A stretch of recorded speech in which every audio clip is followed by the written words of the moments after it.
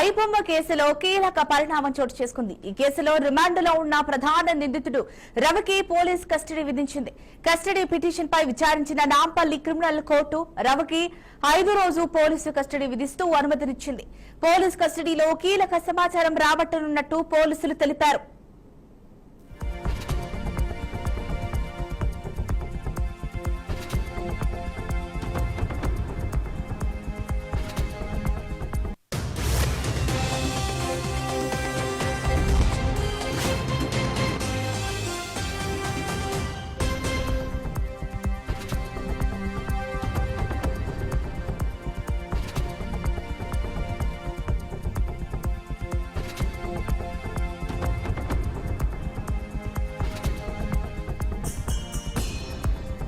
ఐబొమ్మ కేసులో కీలక పరిణామం చోటు చేసుకుంది. ఈ కేసులో రిమాండ్లో ఉన్న ప్రధాన నిందితుడు రవికి పోలీసు కస్టడీ విధించింది.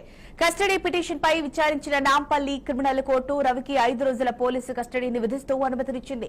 పోలీస్ కస్టడీలో కీలక సమాచారం రాబట్టనున్నట్లు పోలీసులు తెలిపారు. మరి దీనికి సంబంధించిన పూర్తి సమాచారాన్ని మా అవుట్పుట్ ఎడిటర్ వెంకట్ అందిస్తారు. చెప్పండి వెంకట్, మరి ఐబొమ్మ రవికి సంబంధించి ఒక అప్డేట్ అయితే వచ్చినట్టుగా తెలుస్తోంది. మరి దీనికి సంబంధించి మీ దగ్గర ఉన్న అప్డేట్స్ ఏంటి? నిర్వాహకుడు ఇమ్మడి రవికి సంబంధించి ఒక కీలక పరిమాణం చోటు చేసుకుంది. ప్రధానంగా అతను మనకు తెలిసిన రీసెంట్ గా వేలాది అంటే చాలా వేలాది సినిమాలు పైరసీ చేసి ఐబొమ్మ అనే వెబ్సైట్ లో పెట్టి చిత్రపరిశ్రమకు చాలా పెద్ద ఎత్తున నష్టం చేసిన వ్యక్తిగా ఇమ్మడి రవిని ఇప్పటికే పోలీసులు గుర్తించడం జరిగింది. ఆయన అరెస్ట్ చేసి విచారణ జరుగుతున్న పరిస్థితి. ఈ నేపథ్యంలో అంటే అతన్ని విచారిస్తే చాలా ఎక్కువ విషయాలు అంటే చాలా ఎక్కువ మొత్తంలో డేటా వచ్చే అవకాశం ఉంటుంది, ఇంకా ఇన్ఫర్మేషన్ బాగా వస్తుందనే ఉద్దేశంతో నాంపల్లి క్రిమినల్ కోర్టులో ఈ రోజు ఆయన కస్టడీకి సంబంధించిన పిటిషన్ పై వాదనలు జరిగాయి. ఈ వాదనలతో పోలీసుల వాదనతో కోర్టు ఏకీభవించింది. వారం రోజులు కస్టడీ కావాలని కోరారు పోలీసులు. కానీ ఇరుపక్షాల వాదన ఉన్నటువంటి కోర్టు 5 రోజుల కస్టడీకి అయితే ఇమ్మడి రవిని అనుమతించడం జరిగింది. సో ప్రధానంగా ఏంటంటే ఇమ్మడి రవిని విచారిస్తే ఆయన దగ్గర ఉన్నటువంటి ఇప్పటికే చాలా డేటాని సేకరించాం. అంటే దానికి ఇంకా ఇంటర్లింక్ ఏముంది, ఏమైనా అంశాలు దాచిపెట్టారా, ఇంకేమైనా ఉన్నాయా అనే అంశంపై వాటిని కూడా బయటకు తీయొచ్చు. సో దట్ ఇన్వెస్టిగేషన్ సంబంధించి చాలా దర్యాప్తు వేగవంతం అవుతుంది. సో దట్ క్లియర్ కట్ విషయాలు మొత్తం కూడా బయటకు వస్తాయనే ప్రాస్పెక్ట్ లో కోర్టుకి పోలీసులు తమ యొక్క వాదన వినిపించడం జరిగింది. సో అల్టిమేట్ గా 7 రోజులు పోవడంతో 5 రోజులు కస్టడీకి అయితే అనుమతించినట్టుగా స్పష్టంగా అర్థమవుతుంది. ఇమ్మడి రవి ఎంత పెద్ద సెన్సేషన్ చేశాడు, ఏ విధంగా ప్రయత్నం చేశాడు, ఈవెన్ పోలీసులు కూడా సవాల్ చేశారన్న విషయం అందరికీ తెలిసిందే.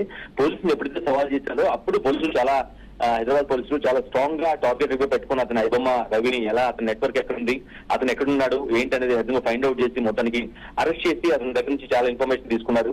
మనకు తెలిసింది ఆల్మోస్ట్ రఫ్ గా వాళ్ళ ఇన్వెస్టిగేషన్ లో దాదాపు 20,000 కోట్ల రూపాయల నష్టాన్ని సరిచే సినిమాలు ఏదైతే రిలీజ్ అయిన సినిమాలని పరిస్థితి చేసి ఐబొమ్మ వెబ్సైట్ లో పెట్టడం వల్ల దాని తాలూకా ఎవరైతే సినిమాలు చూడాలనుకున్నారో అంటే అందుబాటులో ఐబొమ్మ లాంటి వెబ్సైట్ లో కొత్త సినిమాలు లాంటివి అందుబాటులో ఉండడం వల్ల సినిమాలకు పోవడం తగ్గించడం జరిగింది, సినిమాలకు పోవడం లేదు. సో ఆ విధంగా ఆ నిర్మాతలకు కావచ్చు, హీరోలకు కావచ్చు, మొత్తం సినీ ఇండస్ట్రీ 20,000 కోట్ల రూపాయలు నష్టం జరిగిందని ఇప్పటికే హైదరాబాద్ సిపి సజ్జనార్ చాలా స్పష్టంగా చెప్పడం జరిగింది. అంతేకాదు 20 కోట్ల రూపాయల సంపాదన కూడా ఆర్జించాడని, అందులో కొంత ఇప్పటికే సీజ్ చేశారు, మరికొంత ఎక్కడుంది ఎక్కడ పెట్టారనే విషయంపై కూడా దర్యాప్తు చేస్తున్నామని చెప్పడం కాదు. అదేవిధంగా 50 లక్షల మంది సబ్స్క్రైబర్స్ డేటా కూడా దగ్గర ఉందంటాం. కానీ ఇలా చాలా విధంగా ఒక హై ప్రొఫైల్ నెట్వర్క్ తో ఈ విధంగా ఇతను చేశాడనే అంశాలు మొత్తం కూడా సిపి వివరించడం జరిగింది. సో ఇవి కాకుండా ఇంకా అదనంగా ఇన్ఫర్మేషన్ ఏమైనా వచ్చుద్దా, ఇంకెవరు తీసుకోవచ్చా, ఏదైనా దాచిపెడుతున్నారా, ఇంకేదైనా ఇతను వెనక ఇంకెవరైనా ఉన్నారనే అంశాలు కనుక ఖచ్చితంగా బయటికి రావాలంటే అతని కస్టడీకి ఇవ్వాల్సిన అవసరం ఉందంటూ చాలా స్పష్టంగా కోర్టుకి, నాంపల్లి క్రిమినల్ కోర్టుకి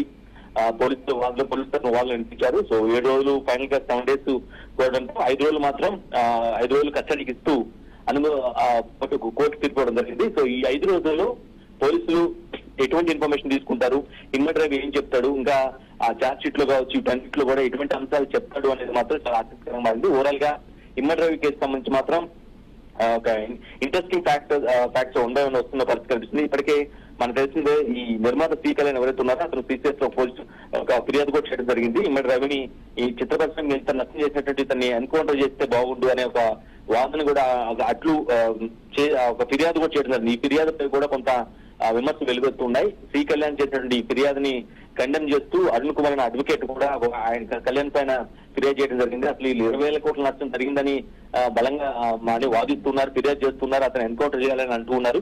కానీ అసలు నిజంగా అంత జరిగిందా, అసలు వీళ్ళకి అన్ని కోట్ల నష్టం జరిగే అవకాశం ఉందా, ఛాన్స్ ఉందా, ఎవరైతే నిర్మాతలు కావచ్చు, హీరోలు కావచ్చు, తీస్తున్న సినిమాల నుంచి ఎంత ప్రాఫిట్ వచ్చితే వాటిలో నుంచి ఎంత గవర్నమెంట్ కి ట్యాక్స్ కట్టారు, ఈ అన్ని అంశాలపైన కూడా పూర్తి స్థాయి విచారణ చేయాలంటూ ఒక అడ్వకేట్ అరుణ్ కుమార్ అనే వ్యక్తి కూడా సిసిఎస్ పోలీస్ స్టేషన్ ఒక ఫిర్యాదు చేయడం జరిగింది. కళ్యాణ్ ఉద్దేశిస్తూ, ఎవరైతే నిర్మాత కళ్యాణ్ ఉన్నారో ఆయన ఉద్దేశిస్తూ ఒక కంప్లైంట్ కూడా చేయడం జరిగింది. సో ఓవరాల్ గా ఎప్పుడు మాత్రం చాలా ఇంట్రెస్టింగ్ ఆస్పెక్ట్ గా మారింది Jhansi Rani. Right, thank you Venkat for the updates.